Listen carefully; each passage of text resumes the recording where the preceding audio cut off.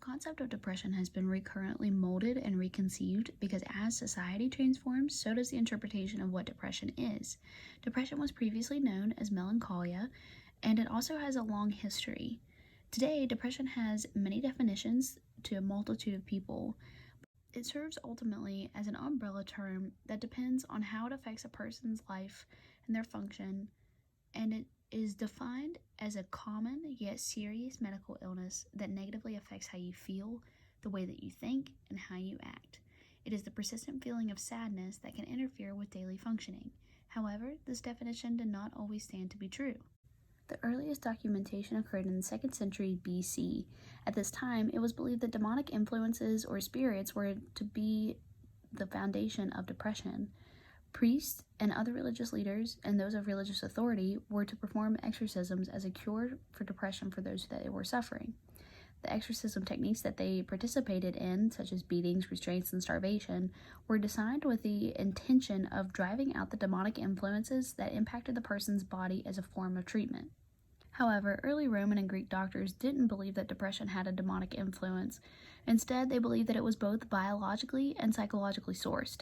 So in order to alleviate those depression symptoms that those afflicted were experiencing, they created a concoction of poppy seed extract and donkey's milk to use as a form of treatment. Not only that, they also used techniques such as massage therapy, modified diet, exercise techniques, hydrotherapy, and music. Hippocrates, or the father of medicine, was an ancient Greek physician who believed that the bodily mechanisms were caused by a relative amount of the 4 internal fluids. These fluids, also referred to as humors, consisted of blood, black bile, yellow bile, and phlegm. Hippocrates believed that the balance between these 4 fluids were what brought people good health, and that if they had an extreme deficiency or an excess within one of the 4, it would cause physical ailments. Hippocrates believed that melancholia was caused by an excess amount of black bile within the spleen. And so, in order to remove that excess bile, they used a bloodletting technique, which was supposedly a therapeutic approach that removed the blood from the body as a curative approach. During the Middle Ages, religious beliefs such as Christianity dominated the popular explanations of mental illness, and so this regression caused for people to believe that the mentally ill were possessed by the devil or demons or witches, and not only that, but they were able to infect others with their madness. So not only did they regress back to exorcisms as a form of treatment, but they also, to make sure that it was a curative approach, the people that were impacted by depression were drowned and burned. And as an alternative to those who they didn't kill, some were tied up and locked away into what is referred to as a lunatic asylum. Today, rather than having an explanation that is either the mind of the body, professionals have established that depression has a multitude of sources. So there are simultaneous causes of mental health complications that not one single cause has an explanation to serve as. And so depression has since become a very accepted concept, and it has a multitude of causes. The biopsychosocial model is the most widely accepted today because it has a multitude of factors that contribute to the development of depression. So this model was established by Dr. George Engel, who also developed it, and the model suggests that the biological, the psychological, and the social aspects of life are all linked together very closely, and they are important whenever you are promoting the health within a patient.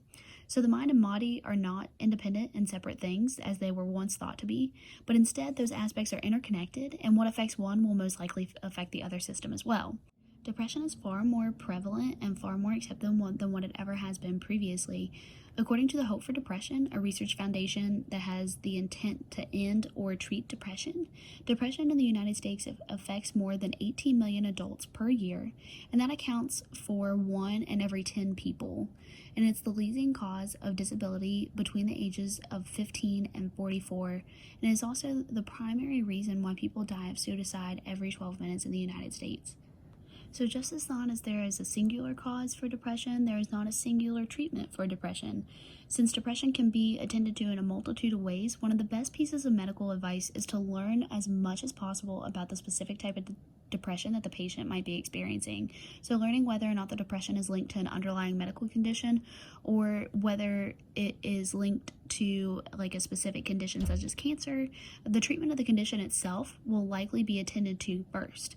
However, the more severe the depression, the more intensive the treatment will likely become. Taking the time to find the right treatment will be important to consider. Sometimes it might take a little bit for the treatment to be best suited for the patient's specific condition. Medication independently is not used to be a curative factor of depression, but instead it is used to relieve symptoms, but it is not usually indicated for a long-term solution. Social support is a significant aspect with depression. Talking to a family member or a loved one, or spending time with friends and family might serve to be a therapeutic and may play a significant role in regard to distraction.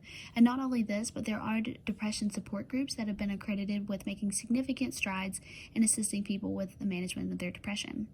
Nutrition is also a crucial aspect, and a lifestyle modification can assist with depression treatment. So eating well is not only important for physical health, but it's good for mental health as well. So if you were to eat meals that are small and well balanced with the appropriate food groups, that will assist with energy management and will ultimately keep mood swings at a minimum. Sleeping has a significant role in a person's mood, so sleep deprivation can ultimately cause more negative emotions such as irritability, moodiness, fatigue, and sadness. Anywhere underneath 7 hours of sleep per night can play a role in a multitude of health complications, and it's recommended by professionals that people are to get anywhere between 7 and 9 hours of sleep every night. And lastly, another thing that a person can do in order to better assist with their health is to make modifications in their everyday life that can ultimately better manage and reduce the stress and its impacts. So examples of lifestyle stressor might be the overall impact of their health and the well-being, such as like a workload or a work environment, having an unsupportive relationship, and other examples like that. So modifying these aspects in life can ultimately assist with stress management and keeping the depression complications at bay.